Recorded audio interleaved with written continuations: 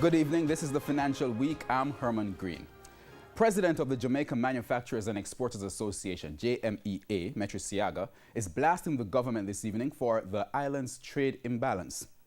He says the government is to be blamed for making it easier to import than to export. Mr. Siaga was speaking at the launch of the Jamaica International Exhibition 2019. Andrew Laidley has the details. We cannot be broke pocket and want to buy everything expensive. A simple message from the JMEA president, Metri Siaga, for Jamaica to live within its means. Mr. Siaga also argued that there's a major flaw with the island's trade framework. It is more expensive and more difficult to export a container of goods from Jamaica than it is to import one. Something has got to be wrong with that. He admitted that the government has made efforts to fix the problem, but he claims those strategies haven't been working. I know that there's much work being done by the Trade Facilitation Task Force, but the fact remains that for too long, it is much cheaper and much easier to import than it is to export.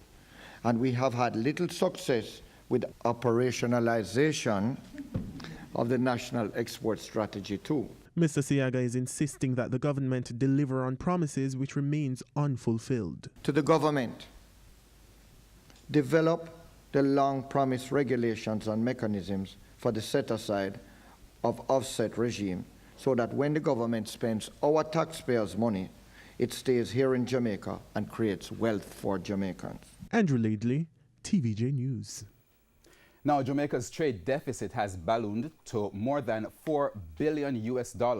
Data from the Statistical Institute of Jamaica, Statin, show the trade gap widened by 7.6% at the end of the January to November period compared to the same period in 2017. Imports recorded a 12.8% increase at $5.6 billion, while exports amounted to $1.5 billion. That's up 28.7%. National Commercial Bank, NCB, has announced plans to pursue more projects on the international scene. Speaking at the company's annual general meeting this morning, CEO Patrick Hilton emphasized a commitment to looking outside the region for more growth prospects.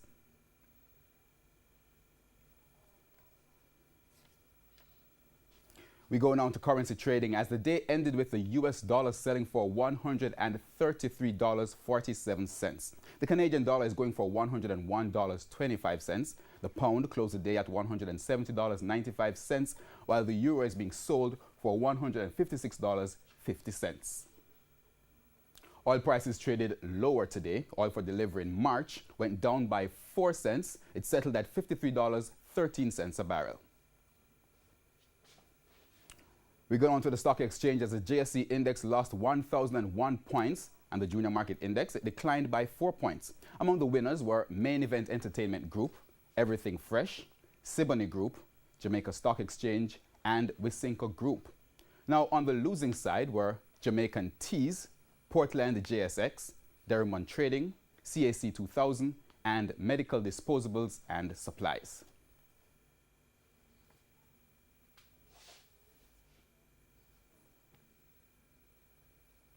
And that's the Financial Week. I'm Herman Green. Good evening. The Financial Week